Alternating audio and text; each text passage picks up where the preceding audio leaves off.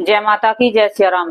भाई बहुत से बच्चे कहते हैं कि जैसे कि हम किसी की पूछा देते हैं, किसी के संकट काटते हैं, तो हमारे शरीर में कमजोरी आती रहती है और बीमार भी हम बहुत ज्यादा पड़ने लगते हैं। और हमारा शरीर बिल्कुल ऐसा हो चुका है कि बिल्कुल कमजोर, कि हम पे खड़ा भी नहीं हो जाता। हम पूजा पाठ तो कहां से करेंगे। तो देखो ये किस लिए होता है, इस बारे में तुम्हें आज मैं थोड़ा सा समझाती हूँ। थोड़ा ध्यान से सुनना कि ये तुम्हारे साथ किस लिए होता है और क्यों होता है। देखो अभी तुमने शक्ति आई है, ठीक है। शक्ति तुम्हारी अभी परिपूर्ण नहीं हुई है। अभी तुम्हारे मतलब शरीर में उतनी एनर्जी नहीं है कि तुम दूसरों के संकट को झेल सको। तुम्हारा ओरा है जो शरीर का, तो उसे अभी तुम्हारा वो पूरा साफ नहीं हुआ है, पूर्णता से वो साफ नहीं है। क्योंकि देखो जितने दरबार में आते हैं, दरबार वालों के पास दरबार लगाते हैं, उनके पास जितनी भी मतलब आने वाले होते हैं, तो वे तो सब दुखी आते हैं। सबके शरीर पे कष्ट, सबके शरीर पे बीमारी, संकट, तो तभी तो वे दरबार में आते हैं। उनको ये सब लगा हुआ होता है उनके शरीर में, तो वे तुम्हारे पास आते हैं, तुम उनका इलाज करते हो। जो उनका संकट है, दुख है, हरी बीमारी संकटों के कारण, तो उसमें तुम उनकी पुच्छा देते हो, तुम उनका इलाज करते हो, तो तुम्हारी एनर्जी वेस्ट होती है, ठीक है। शक्ति, तुम्हारी शक्ति मतलब उनके उसमें खर्च हो जाती है। और फिर क्या होता है, धीरे धीरे तुम खाली होने लगते हो, खाली होने लगते हो, बीमार पड़ने लगते हो, कमजोर होने लगते हो, बीमारियां लगने लगती हैं। क्योंकि वे क्या होता है कि तुम बिना गुरु के या बिना समझ के ये कार्य कर रहे हो। तुम्हें पूर्णता से ज्ञान नहीं है कि दरबार में क्या क्या नियम पालन होते हैं। भोग जरूरी होता है, एक भोग नहीं लगाओगे तो तुम्हारा जो वे शक्ति है दूसरों की पूजा दे रही है, वे भूखी मरेंगी, तो वे तुम्हारे को अंदर ही अंदर खाने लगेंगी। समझना, देखो ये बहुत गहरी बातें हैं। दरबार लगाना कोई हंसी मजाक का काम नहीं है। शक्ति आ जाती है, शक्ति को कार्य लेना कोई आसान काम नहीं है। वैसे पूजा पाठ नॉर्मल करो, भक्ति करो, तो ना भगवान तुमसे कुछ इच्छा रखते हैं और तुम भी नहीं स्वार्थ करोगे, ना ही तुम, तो जो भगवान के जी में मन में होगा वो तुम्हें देंगे, समय समय पे सब मिलेगा।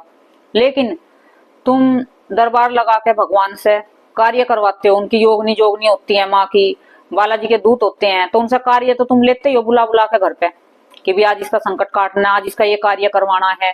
तो कहते हैं ना, कभी अरदास लगवाते हैं, तो कभी वचन लेते हैं, तो ये किस लिए लेते हैं, उनसे कार्य करवाने के लिए।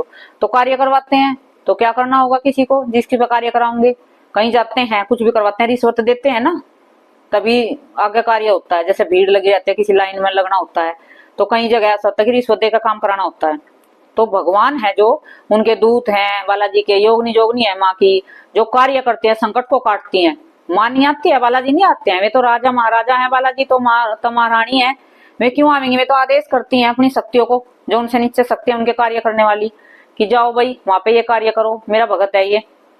माँ तो बहुत लास्ट में आती है देखने बच्चों को, जब योगनी जोगनी उनकी सारी चीज बताती हैं जा जाकर, तो वे क्या कहती हैं कि हमसे तो ये भूखे रखते हैं और काम नहीं कराते हैं, वे धीरे धीरे तुम्हारे शरीर को कमजोर करने लगती हैं। ये कारण होता है। और जो तुम्हारा ओरा है वो तुम्हारा गंदा होने लगता है, मतलब मैला होने लगता है। क्योंकि उसकी जो चमक थी वो तो एक मंत्रों के उस माध्यम से चमक आ रही थी ना तुम्हारे शरीर पे, और वो धीरे धीरे खर्च होने लगी है, तो वो कम होने लगी है, उसमें नेगेटिविटी घुसने लगी है, तो तुम्हारा ओरा है जो वो गंदा होने लगेगा। ओरा होता है तुम्हारे शरीर का कवच एक, ठीक है, जो भारी चीजों को, जो वो पावरफुल होता है, तो भारी चीजों को, नेगेटिविटी को बढ़ने नहीं देता तुम्हारे शरीर के अंदर, सूक्ष्म शरीर के अंदर, तुम्हारे अंदर नहीं घुसने देता उसको, ठीक है।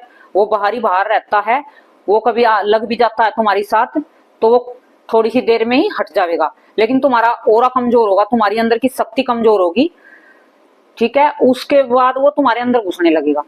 फिर क्या होता है, धीरे धीरे तुम खाली होने लगते हो। भाई तुम्हारी 100% थी शक्ति तुम्हारी, और तुमने दूसरों का इलाज कराया, उससे तुम्हारी 50% रह गई है, खर्च हो गया मतलब इतनी, या 30% रह गई है।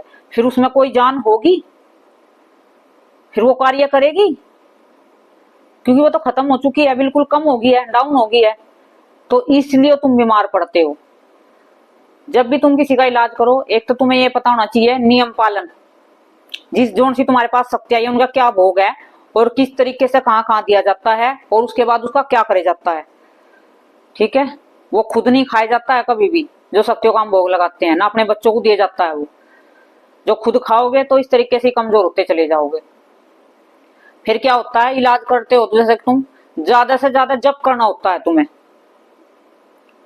भाई तुमने आदर बार लगाया क्योंकि तुम खाली हो चुके हो बिल्कुल, आज किसी की बुझा दी है, किसी का संकट काटा, किसी के बंधन काटे हैं, तो उससे तुम्हें ज्यादा से ज्यादा जप करना होगा, ध्यान करना होगा, मेडिटेशन करना होगा और थोड़ा सा व्यायाम भी करे करो। सुबह उठ के अनुलोम विलोम करे करो, ठीक है, कपालभाति करे करो। इससे ना जो तुम्हारे ये सोचने समझने की शक्ति बढ़ती है, ठीक है, और तुम्हारा ऑरा मजबूत होता है, बाहर की ठंडी हवा तुम्हारे अंदर जाती है, गंदी हवा बाहर निकलती है। तो व्यायाम भी जरूरी है। योग न होए बिन शक्ति तुम्हारी, दुर्गा माँ के 40 में है ना कि योग न होए बिन शक्ति तुम्हारी, मतलब योग करे बिना तुम्हारी शक्ति नहीं मिलेगी। तो योग करना जरूरी है, शक्ति को साफ करने के लिए, निखारने के लिए, शुद्ध करने के लिए, पवित्र करने के लिए। तो हमें योगा भी करना जरूरी है। सुबह सुबह उठकर थोड़ा सा घूमना जरूरी है, चाहे 10 मिनट घूमो या 5 मिनट घूमो, बाहर की ठंडी हवा अंदर उतारनी है, अनुलोम विलोम करके, थोड़ा ओम का उच्चारण करके, ओम की ध्वनि शरीर में गुंजानी है, बिल्कुल ओम धीरे से भोले बाबा का ध्यान करते हुए, क्योंकि उससे ना तुम्हें एक ठंडक महसूस मिलती है, शांति मिलती है, जो तुम्हारा पूरा दिन अच्छा जाने वाला होता है, कि तुम्हारा दिमाग एकदम बिल्कुल फ्रेश हो जाएगा। ओम का उच्चारण करने से तुम्हारे अंदर की जितनी भी गंदगी है वो सारी बाहर हो जाएगी और तुम्हें अच्छा अच्छा लगने लगेगा। ठीक है, अपने शरीर की सुरक्षा करनी पड़ती है। देखो दूसरों के लिए जीना है, भाई दरबार चला रहे हैं तो दूसरों के लिए तो जी रहे हैं, अपने लिए नहीं। अपना फिर कुछ नहीं रह जाता है। दरबार वाले होते हैं, कभी क्या होता है उनको खाना भी नहीं मिलता है, शाम शाम हो जाती है, क्योंकि जाने वाले शाम तक जाते हैं, उनके घर में कोई बनाने वाला नहीं होता है, तो उनके खाना भी नहीं बनता है। दरबार वालों को ऐसे ही मत समझना, 2 दिन तो उनके ऐसे ही 2 दिन दरबार लगाते हैं, जितने दिन लगाते हैं ऐसे निकल जाते हैं पूरे। उनके घर में साफ सफाई का भी टाइम नहीं लगता उनको। तो उसके साथ तुम्हें अपनी भी देख रेख जरूरी है करनी। जो तुम दूसरों का कर रहे हो इलाज, तो अपनी देख रेख जरूरी है करनी, अपने शरीर की।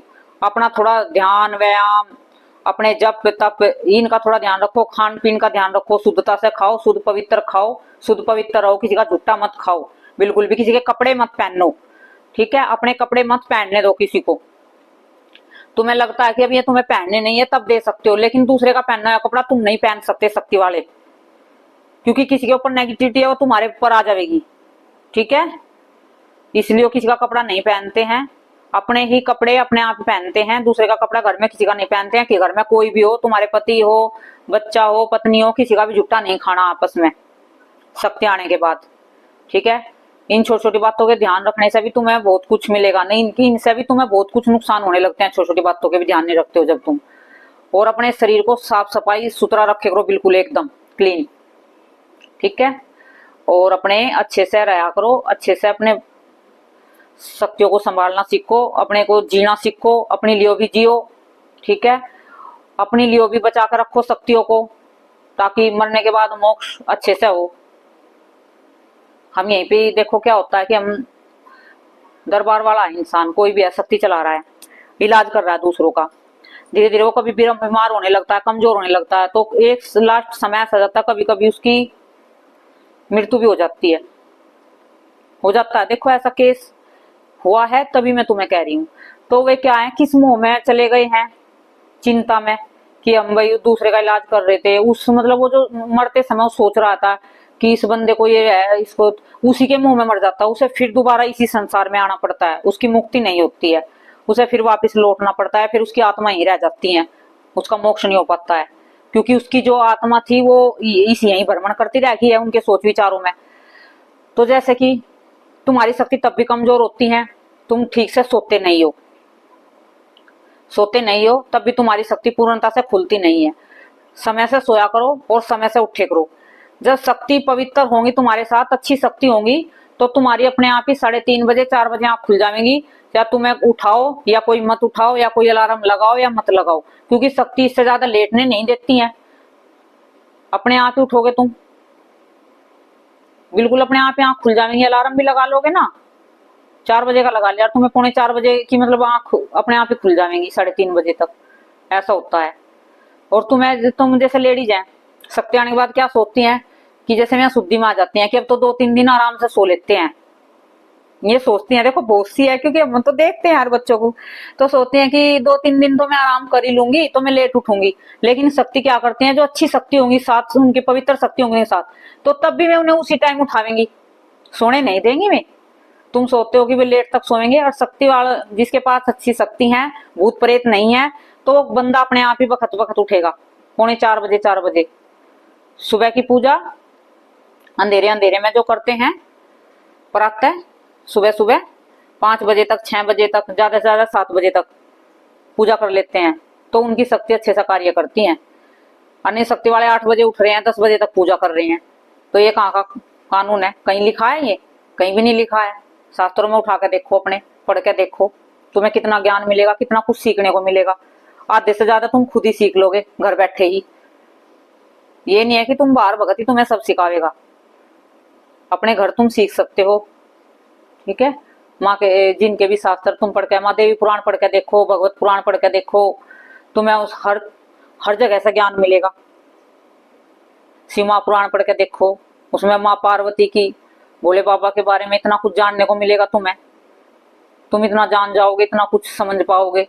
और शक्ति आने के बाद ही समझ पाते हैं। पहले बहुत सी बातें हैं, जैसे पढ़ते थे गीता वीता, तो उनमें समझ में नहीं आती थी, लेकिन शक्ति आने के बाद में बात समझ में आ जाती है हमें कि इनका क्या अर्थ है। कुछ कुछ हम समझने लगते हैं, शक्ति क्योंकि समझा देती है। शक्ति होती है ना, तो वे शक्ति तुम्हें हमें सबको समझा देती है, समझाने लगती है। और शक्ति कमजोर होती है, जैसे कि तुम सोते नहीं हो, और भाई जैसे कि तुम झूठ ज्यादा बोलते हो। शक्ति आने के बाद झूठ नहीं बोलना अनकारण। भाई कोई झूठ ऐसा है कि मजबूरी में तुम्हें बोलना पड़ रहा है कि इससे भाई किसी का फायदा हो रहा है, तो उस झूठ को तुम बोल सकते हो जिससे किसी का फायदा है। किसी का नुकसान हो रहा है उस झूठ से, और किसी को कष्ट हो रहा है, तो वो झूठ तुम्हें कभी नहीं बोलना। झूठ तो बोलना ही नहीं है सवारी आने के बाद, ठीक है। उससे भी तुम्हारी सवारी नाराज हो जाती है। अनकारण किसी को गाली गलौच नहीं करना है, गुस्सा नहीं करना है। देखो घर में है, गृहस्थी में है, कई बार क्या होता है कि घर वाले हैं भाई कुछ ऐसा कार्य कर देते हैं तो गुस्सा आ जाता है, लेकिन कोशिश करे करो गुस्से को रोकने की, क्योंकि उनसे तो उन्हें तो कोई फर्क नहीं पड़ेगा। फर्क तुम्हें पड़ेगा जिसके पास शरीर पे शक्ति आई है। जैसे बहुत से हैं, एक थी लेडीज, तो उसके पे शक्ति आ रही थी, उसके घर में बहुत ही शादी हो रही थी बच्चों की, तो बहुत कुछ उसको मतलब क्या था, टेंशन रहती थी। जैसे ज्यादा टेंशन करते हैं ना, तो तब भी शक्ति मलिन हो जाती है। चिंता नहीं करनी चाहिए ज्यादा। देखो जैसे दरबार में आते हैं बहुत से, बच्चों के कार्य नहीं बनते हैं, कह देते हैं कि हमारा आराम नहीं लगा, ये नहीं लगा, तो देखो टेंशन होने लगती है, चिंता होने लगती है कि इसको आराम क्यों नहीं लगा। लेकिन उससे क्या होता है, चिंता करने से तुम्हारा शरीर कमजोर होने लगता है, तुम्हारे जो है शक्ति कमजोर पड़ जाती है चिंता करने से। तो ये कारण होता है कि भी घर में कोई भी है कुछ भी कर रहा है तो उसको इग्नोर मारो, ज्यादा उस पर ध्यान मत दो, क्योंकि जो उन पे ध्यान दोगे तो भक्ति नहीं कर पाओगे, भक्ति तुम्हारी भंग होगी। तो उन पे ज्यादा ना ध्यान देकर अपनी तुम्हारी भंग होगी, तो उन पे ज्यादा ना ध्यान देकर अपनी भक्ति पे ज्यादा ध्यान दिया करो। ये भी छोटी छोटी बातें हैं जिन्हें मैं तुम्हें समझा रही हूँ, कि ताकि तुम कोई ये गलती जो कर रहे हो तो अपनी सुधार सको, क्योंकि ये मैंने देखा भी है और अपने जीवन में भी अनुभव किया है, तो इसलिए मैं तुमको बता रही हूँ, ताकि जो आने वाले बच्चे हैं जो मतलब भी सोचते हैं कि हमारी शक्ति किसी ने बांध दिया, कुछ गड़बड़ होगा, तो मैं समझ सके इन संकेतों के जरिए। इसलिए ठीक है, मैं इतनी मतलब माँ की कृपा से, बाबा की कृपा से, मेरी तो कोई औकात नहीं है, फिर भी इनकी कृपा से मैं तुम्हें समझाने की कोशिश करती हूँ। जो भी हैं बच्चे जुड़े हुए हैं, मेरे बहन भाई हैं, बड़े छोटे दरबार लगाते हैं सभी से, तो भाई किसी को ज्ञान भगवान की अभी इतनी कृपा नहीं है कि वे समझ सके, तो वे इन वीडियो को देख के थोड़ा सा अपने आप को सुधार सके, अपने आप में जो गलती हो रही है उन्हें अपनी गलतियों को ठीक कर सके, ठीक है, और जीवन में आगे बढ़ सके, ठीक है। क्योंकि जो इस लाइन पे चलना है तो जीवन में आगे बढ़ना है ना। अब हमने इसमें पैर रख लिया है भक्ति मार्ग में, तो आगे बढ़ना है, पीछे तो नहीं हटना है ना। तो हम छोटी छोटी गलतियों का ध्यान रखते हुए आगे ही बढ़ सकते हैं। जो हम छोटी छोटी गलतियों का ध्यान रखेंगे, भाई ये नहीं करना, वो नहीं करना, ठीक है, इस तरीके से हम अपनी शक्तियों को सुरक्षित रख सकते हैं अपने शरीर पे। नहीं तो हमारा ओरा बिल्कुल गंदा हो जाएगा, मटमैला हो जाएगा। उसमें तुम्हें कुछ दिखाई नहीं देगा ना, तुम्हें कुछ भी, तुम्हारा शरीर बिल्कुल एनर्जी वेस्ट हो जाएगा, तुम्हारी एनर्जी कति खत्म हो जाएगी। तो तुम्हें थोड़ा सा ध्यान सब चीजें करनी है, ठीक है। जय माता की, जय सिया राम सभी बच्चों को।